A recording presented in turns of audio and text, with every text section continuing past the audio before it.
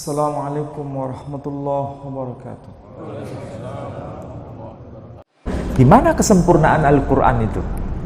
Nah begini, Al-Quran itu sebenarnya bila dibandingkan atau dihubungkan dengan kitab-kitab sebelumnya, itu sangat luar biasa.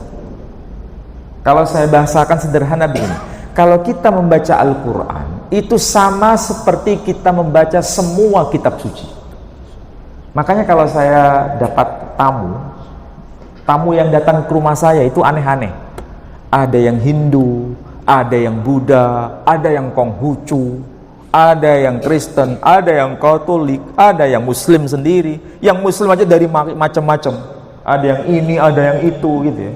Macam-macam. Dan ketika datang ke rumah, misalnya kalau ada orang Hindu datang ke rumah, itu rasanya nggak mau pulang dari rumah saya. Loh kenapa?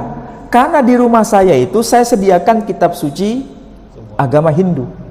Jadi seperti milik mereka sendiri, happy, semacam berada di rumah sendiri.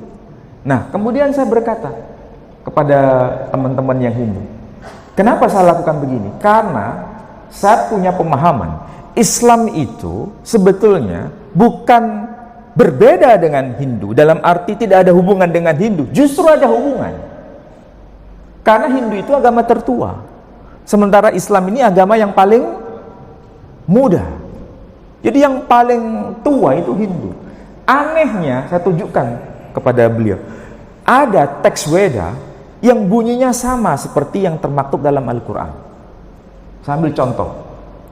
Di dalam Al-Quran itu ada ayat yang berbunyi begini, wa min ayatihi manamukum bil-laili wan-nahari wabtigha'ukum min fadlih. Dan dari sebagian tanda-tanda kekuasaan Allah, Dia jadikan malam sebagai istirahat kalian. Dia jadikan siang sebagai apa?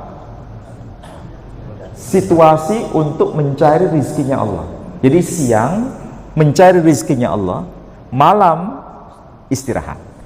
Ayat seperti ini ternyata sama persis yang termaktub di dalam kitab Manawa Dharma Sastra, salah satu di antara kitab Weda, tradisi Hindu. Apa yang tertulis dalam kitab Manawa Dharma Sastra? Bunyinya bukan dalam bahasa Arab, dalam bahasa Sanskerta. Apa bunyinya? Ratri swapnaya bhutanam restayai karyama namaha. Aneh kan banyak bahasanya? Ya memang begitu. Ratri swapnaya bhutanam, kami jadikan buta sebagai istirahat kalian. Buta itu gelap atau terang? Gelap. Makanya orang Jawa mengatakan buto. Buto itu gelap. Ratri swapnaya bhutanam restayai karyama namaha. Karyama namaha.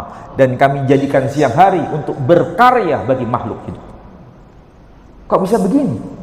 Ya begitulah. Islam datang bukan sebagai agama yang asing, tapi mengkonfirmasi apa yang ada sebelumnya. Ini baru Hindu. Bagaimana dengan Yahudi? Dengan yang Kristen? Perhatikan di ayat Quran. Di ayat Quran itu ada ayat berbunyi begini, huwallazi khalaqa lakum ma fil ardi jami'a thumma istawa ila as-sama'i fasawwahunna sab'a samawat wa huwa bikulli syai'in alim. Dialah Allah yang telah menjadikan bagi kalian bumi ini dan apa yang ada semuanya. Tsumma stawa ila samai fasawwahunna sab'a samawat. Kemudian Dia menuju pada penciptaan langit, dan langit diciptakan banyak dan disempurnakan. Fasawwahunna, banyaknya itu berapa? Dirinci oleh Allah. Sab'a samawat, 7 lapis langit. Ayat ini sebetulnya ada dalam kitab agama Kristiani, Katolik, Yahudi juga sama. Bunyi ayatnya ada. Bereshit bara Elohim et hashemayim wa et haarej.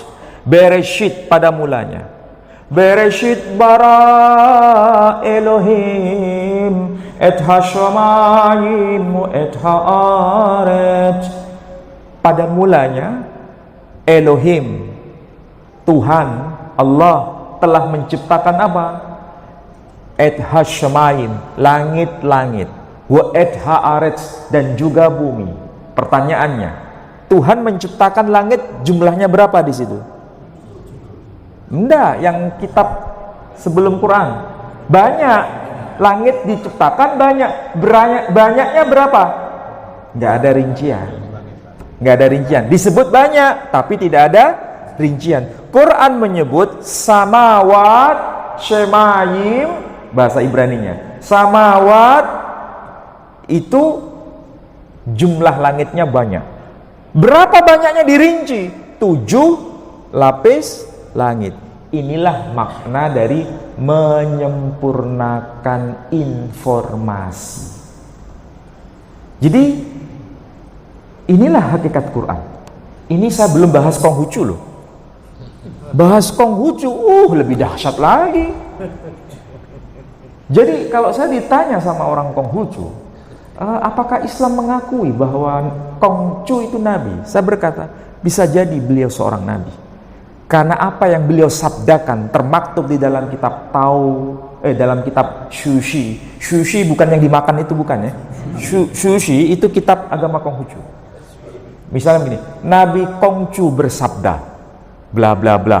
Itu ternyata sabda-sabda beliau itu ada yang sama seperti yang termaktub dalam Quran. Padahal Nabi kita Muhammad SAW pernah nggak datang ke Cina? Nggak pernah. Pernah nggak datang ke India? Nggak pernah. Disinilah Nabi kita Muhammad SAW mendapatkan hadiah terbesar dari Allah Subhanahu wa Ta'ala berupa Al-Quran sebagai sarana untuk membimbing umat seluruh dunia. Itu tujuannya. Mudah-mudahan berislam kita ini semakin mantap. Mudah-mudahan. Saya kira demikian. Saya tutup dengan doa penutup majelis. Subhanakallahumma wa bihamdika asyhadu an la ilaha illa anta astaghfiruka. Assalamualaikum warahmatullahi wabarakatuh.